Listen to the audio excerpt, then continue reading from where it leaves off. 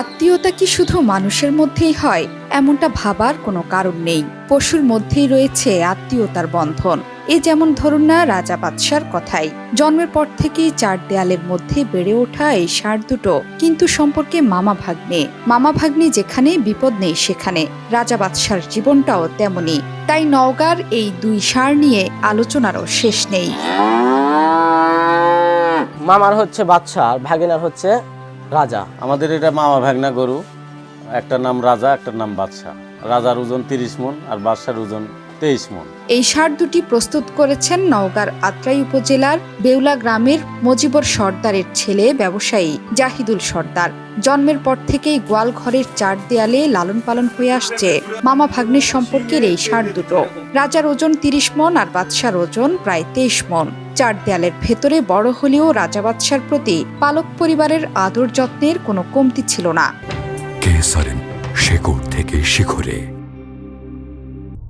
এলাকায় আমরা যে এখানে কোনো এত বড় গরু হয় নাই, তবে ছবি টবিতে দেখা আছে এই পর্যন্ত। তবে এরাই প্রথম আমাদের এখানে আমার এই ভাস্তার এই গরুটা এত বড় করছে। অনেক কষ্ট হয়, মানে শখের জিনিস, কষ্ট আমার মনে হয় না তো, কিন্তু কষ্টটা অনেক হয়। ও অনেক কষ্ট করে সাধনা করে গরুগুলো দুটো গরু খুব সুন্দর করে মানুষ করছে। জাহিদুল সর্দার জানান, 2.5 বছর আগেই দুই গাভী থেকে দুটি সাদা কালো রঙের বাছুর পেয়েছেন তিনি। বাছুরের শারীরিক গঠন দেখে আর বিক্রি করেননি, শখের বশে ধীরে ধীরে লালন পালন করেছেন।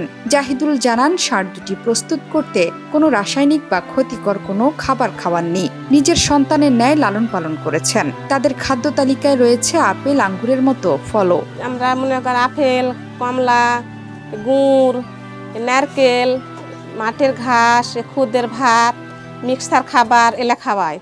ওনারা বাহিরে কোনো খাবার নেই। এত সযত্নে লালন পালনের পরও কোরবানির ঈদকে সামনে রেখে এবার রাজা বাদশাকে বিক্রি করে দিতে চাইছেন জাহিদুল। এর পেছনে কারণ ষাঁড় দুটোর ওজন। এত ওজনের ষাঁড় আর রাখা যাচ্ছে না গোয়াল ঘরে। এখানেও সমস্যা আছে।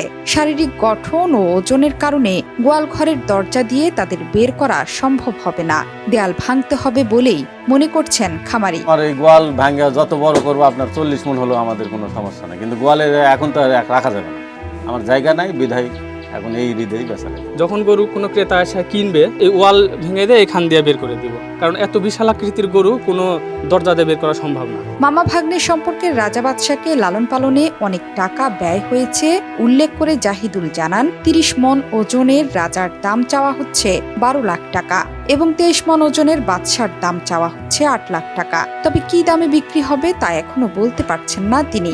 জাহিদুল জানালেন, যদি শেষ পর্যন্ত বিক্রি হয়ে যায় তাহলে রাজা বাদশাকে বিদায় দিতে কষ্ট হবে তাদের। এটা যদি আমি ন্যায্য মূল্য পাই, এই গোয়াল ভাঙ্গে আবার নতুন করে সেরকম ভাবে সেট করে আমি গরু পালবো। তাছাড়া এই গোয়ালেতে এর চেয়ে বড় আর গরু পালার মতন জায়গা নেই। জাহিদুলের স্ত্রী জানান, নিজ সন্তানের মতোই অনেক যত্ন করে লালন পালন করেছি রাজা বাদশাকে। প্রতিদিন সকালে রাজা বাদশার কাছে ছুটে না গেলে তার দিন শুরু হতো না। খাবারের বিষয়ে ভীষণ খুঁতখুঁতে স্বভাবের রাজা বাদশা। মুখে রোচে না এমন খাবার দিলে অভিমান করে না খেয়েই থাকতো।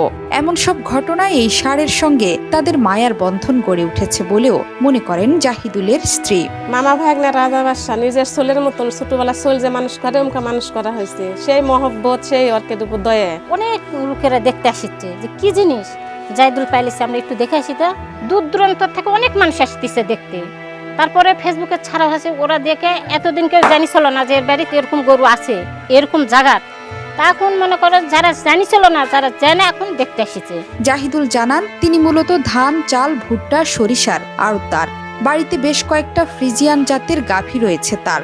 2.5 বছর আগে দুই গাভী থেকে দুটি সাদা কালো রঙের ষাঁড় বাছুর পেয়েছেন তিনি, যারা আবার সম্পর্কে মামা ভাগ্নে।